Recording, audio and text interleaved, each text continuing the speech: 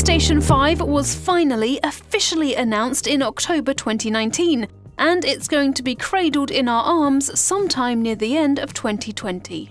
But if you're like us, and you probably are as you're watching this video, you can't wait to get your mitts on the newest PlayStation. Godfall is currently the first game to officially announce that it's going to be available on PS5. Made by Gearbox, the team behind Borderlands, it's out in late 2020, which lines up with the PS5's release date. And that's just the beginning. There's probably going to be sequels to God of War and Horizon Zero Dawn, which means they might be announced as launch titles. Zoe, we're here to talk about the PS5, not the games. Come on, save it for another video. Okay. Sony seems to be gearing up for some kind of announcement or showcase, as it added a page dedicated exclusively to PS5 to its website. So, to make sure we're all up to speed, we thought we'd run down what we know about the PS5 so far. Here's the details we could scrounge from the internet about the PS5, and first up, a big thanks to Wired for their interview with Mark Cerny, which was very helpful indeed. So here's everything we know about the PS5 so far, including its leaked images of the dev kit, the Dualshock 5, backwards compatibility, and, of course, its specs.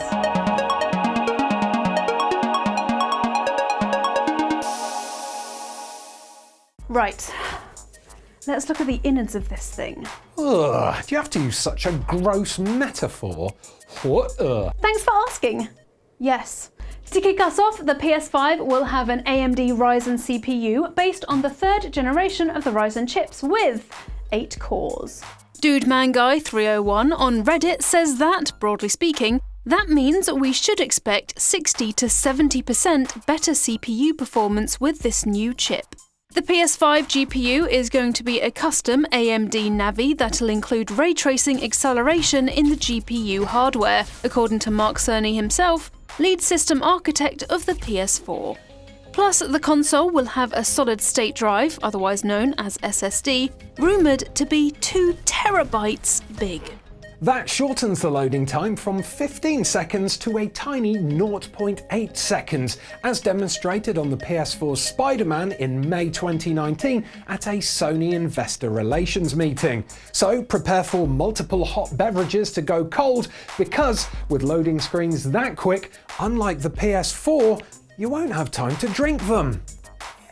That SSD means that games have the option of being smaller, meaning patches and digital downloads will be easier on the PS5's storage space. That new SSD means that developers can take advantage of the SSD's higher bandwidth to make their games much more detailed, or make them look and feel the same as they'd otherwise be on PS4, just with less gigabytes. That new SSD will also enable you to configure your games in a much more precise way. On the Eurogamer website, Lottie Lynn writes that players should be able to delete a single-player campaign without removing multiplayer functionality, as long as developers make that an option, of course. On to the stuff that'll make your eyes happy. There's going to be 8K support as well as 4K. Sony hasn't specifically mentioned 4K, but if you have 8K, we think it goes without saying that there'll be 4K support too, especially considering that the PS5 will have a 4K Blu-ray player included, as well as the ability to read 100GB optical discs, which physical games for the PS5 will use. Oh god. Should I get a 4K TV too then? I need to go apologise to my bank account because it's going to take a hit at the end of 2020. PS4 backwards compatibility is going to be a thing too, with the entire catalogue of PS4 games being available to play on the PS5. Until Sony says anything different about the amount of PS4 games available to play on the PS5, that's what we're going to assume anyway. Sony might have enabled PS4 games to be played on PS5 to increase the likelihood of players adopting the new console, instead of waiting until a PS5 game comes out that they really want to play and simply can't do on the PS4. However, don't expect to be able to play PS1, PS2 or PS3 games on the PS5, or not immediately at least. PS4 didn't have backwards compatibility, so to roll out cross-gen compatibility like that would be a huge feat, and one, if that happens at all, that almost definitely won't be available at launch. Mind you, Sony does have a patent that specifies remastered by emulation, allowing consoles to upscale old games in real time by replacing old textures with new ones. So the PS5 might have extensive backwards compatibility available in the future, and if it does, expect a big announcement. And by big, I mean big. Backwards compatibility aside, when the PS5 gets released, for a while select games will probably be released on both the PS5 and the PS4 simultaneously, as gamers gradually upgrade their consoles, or, like I'm probably going to do, stick with the PS4 until the PS5 goes on sale. Thankfully, the PS5 is not going to be digital only, so you can still buy game discs and save yourself some precious storage space, which you'd otherwise have to sacrifice for digital downloads. Mark Cerny told Wired that the team working on the PS5 are, quote-unquote, cloud gaming pioneers, making it sound like there's some sort of cloud gaming service designed for the PS5. So, if you really want to streamline your storage space, you can wave both digital and physical games goodbye. And, lastly, 3D audio will be included in the PS5. Wired also revealed that the PS5 home screen is going to be much more engaging too. As well as seeing what your friends are playing, what are friends, Cerny says that multiplayer game servers will show you what activities you can jump into, whereas single-player games will show you missions you have available and the rewards you'll get for completing them. Sounds like these are incentives to stop you from endlessly browsing your game catalogue, or Netflix, instead pushing you to jump into games and engage with the PS5. So, we have some hints about what the UI might look like, but as for the actual design of the PS5, we have no idea. Images of the dev kit got leaked onto Twitter a while back. The Verge's senior editor Tom Warren says that it's shaped like that so they can stack when devs need to run multiple stress tests, with the cooling system pushing hot air out of the sides and centre. Just imagine playing Jenga with those dev kits. Expensive, fragile Jenga. But, safe to say, the final console isn't going to look anything like that, even though the central section looks like the Roman numeral for 5, which is V.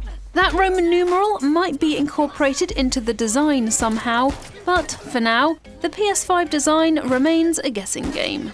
On to PSVR. This is all you, Ian. The PS5 will have PSVR support, so it means you'll be able to use the current headset with the console. Am I facing the right direction? That's all that's been officially confirmed, but thanks to a patent from February 2019, we know a little more about the PS5's PSVR. For a start, a new headset will have 2 front-facing cameras and 1 more at the rear, with another camera attached to a controller that looks similar to the Move controllers. Oh, and the entire headset could be wireless, saving you from getting tangled up when you're trying to fight your way through zombies or smashing boxes in Beat Saber. Sounds like Sony is trying to make VR a much smoother experience overall, perhaps to encourage a higher adoption rate among PS5 owners. Back to you, Zoe. Thanks, Ian. There have been rumours that the PS5 might forage into the realm of voice control, but Sony refuses to comment on them or even confirm that voice control is going to be part of the PS5. When Wired got hands-on with the Dualshock 5, more on that later, they saw a small hole in it which could be where the microphone goes. Now for the price of the PS5.